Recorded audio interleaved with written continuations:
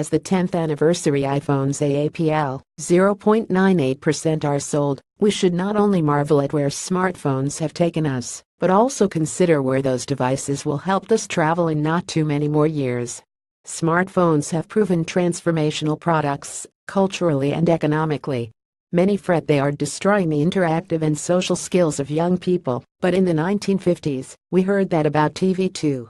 Smartphones are another, albeit powerful, tool for communicating and accessing information more widely and quickly.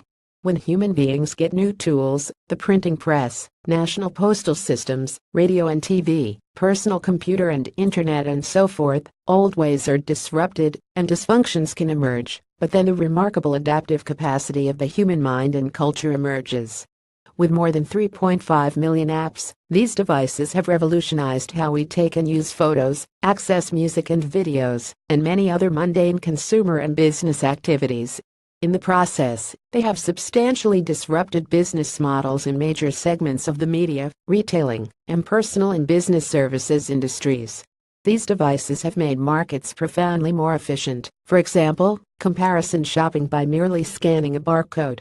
In turn, they transformed Amazon AMZN, 0.99% and Facebook FB, 0.33% from struggling enterprises into advertising, financial and RD powerhouses. Alas, those are only the beginning. 10 and 20 years from now the cell phone may well be a pair of glasses, or a small implant above the eyebrow with a tiny complex of video and audio sensors that facilitate a virtual intelligence. We have all stood on a crowded train station and recognized a face at a distance, but couldn't quite identify who it might be. With new facial recognition technology, our phones will be able to quickly process the image against a catalog of people we have met or just seen over decades.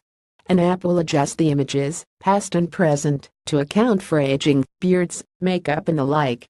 It may even alert the user automatically. Sarah Adams from your 6th grade classes across the platform. Do you wish to send a text? A fashion designer sees an intriguing pattern on a piece of Mayan pottery at the Metropolitan Museum of Art. An app identifies patterns in apparel currently on the market that are just a few iterations away and suggests new motifs to incorporate into next season's offerings. DARPA and Facebook are working on direct interface between our brains and computers.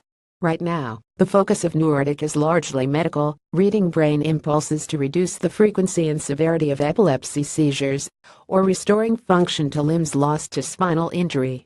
However, translating what we think, consciously or subconsciously, into action via devices in our pockets or worn on our faces, is within our grasp. Don't think of all the things in Leonardo da Vinci's sketches or Jules Verne's writings that came to pass. However, like the flying machine and space travel, all this can be assigned to great evil as well as great good. The Chinese government is testing in several cities a social credit system that notes behavior considered harmful to society. For example, shouting at another driver or overly aggressive bargaining with a government official to ration access to credit, jobs and even schools for offenders' children. According to an official planning document, the system will allow the trustworthy to roam everywhere under heaven, while making it hard for the discredited to take a single step.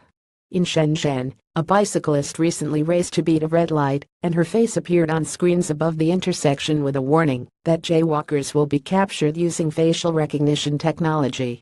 Dystopian systems need not be confined to authoritarian states, but could also prosper within regimes administered by Western governments and employers.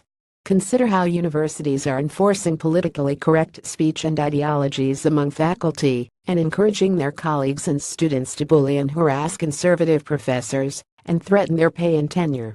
Imagine U.S. government officials and employers, emboldened by a sense of moral superiority, able to monitor not just where you surf on the web, or what post on social media, but also what you think and dream.